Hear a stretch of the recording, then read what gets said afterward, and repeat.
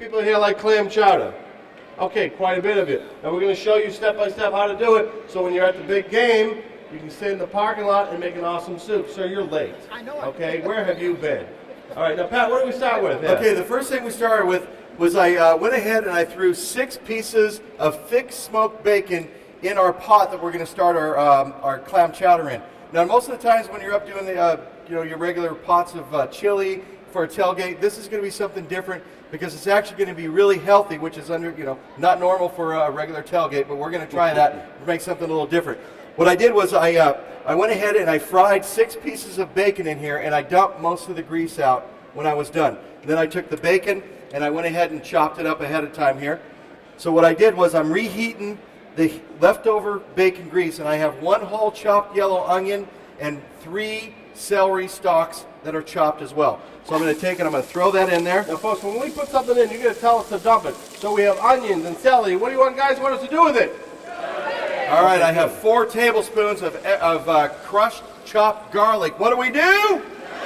Dump it. Good. Now you're going to let that saute for a little while. Yeah, a little bit of salt and pepper too. We want that to saute for probably about 5 or 6 minutes, so we're going to end up coming back to that recipe here in a second. Now we have our onions and our celery and our garlic sauteing over here, and we have a little bit of bacon fat.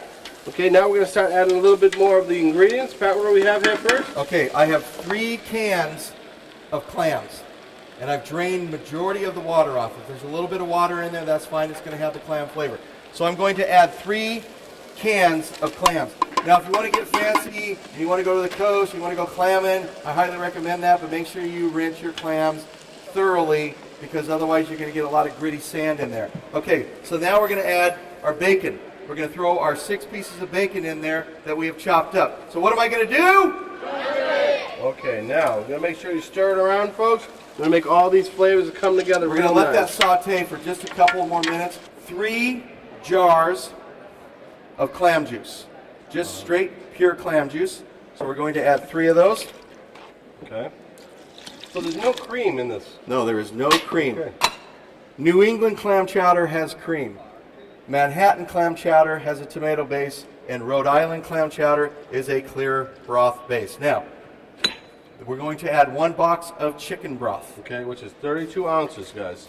It's going to take a while to get it all in there, but you can tell right now there's lots of colors, lots of flavors going on here. And is that it? Nope, I have one last thing I'm going to add. We are going to add russet potatoes that I've cubed into small cubes. And what I did is I boiled them for about 8 to 10 minutes because I wanted the potatoes to be al dente. Now, do you guys know what al dente is? Okay, what is it? Do you know what it means? What does it mean, ma'am? Just not all the way cooked. Actually, al dente is an Italian term for it's not done yet, stupid. Okay, so you want it to be just a little bit hard in the center. So we've got our broth in there now, and what I'm going to do is I'm going to take my potatoes, and I made extra because I'm going to be making extra soup later. So I'm just going to take my potatoes and I'm going to spoon the potatoes in there. How many spoonfuls? Well, I'm going to probably go with about 4 potatoes that I've cut. Okay. Can you stir that up and see where we're at right now? And the reason why you want to cook your potatoes separately for this particular recipe, because a lot of people will think, well, why can't I just cook the potatoes inside there? But what happens is russet potatoes, actually I'm just going to go with the whole thing. Go ahead. Russet potatoes have a lot of starch on them. But by boiling them ahead of time and then removing them from the boil, you've taken away a lot of the starch. Now, starch can actually overpower a soup sometimes. So you guys might want to remember that if you're ever making a soup. Unless you're making a potato soup, you want that starch. But if you're not, you want to pre-cook your potatoes because sometimes that starch actually will kill the flavor of your original soup. So make sure you boil it, drain it, and then rinse it off with a little bit of water, and then set it aside, and then we're going to put it inside. Okay, now that is done, we're going to put the lid on it. Put a lid on it. Let that sit. We're not going to let it sit too long because we're going to actually let you guys have a taste of this soup at the end of the show.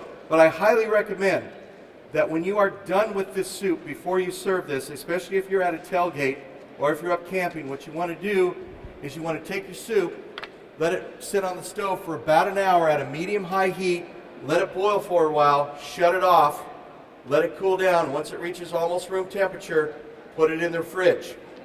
Let it set overnight. Let it sit for 24 hours. That gives an opportunity for all the ingredients to have an opportunity to come together and all the ingredients to marry each other for that 24-hour period.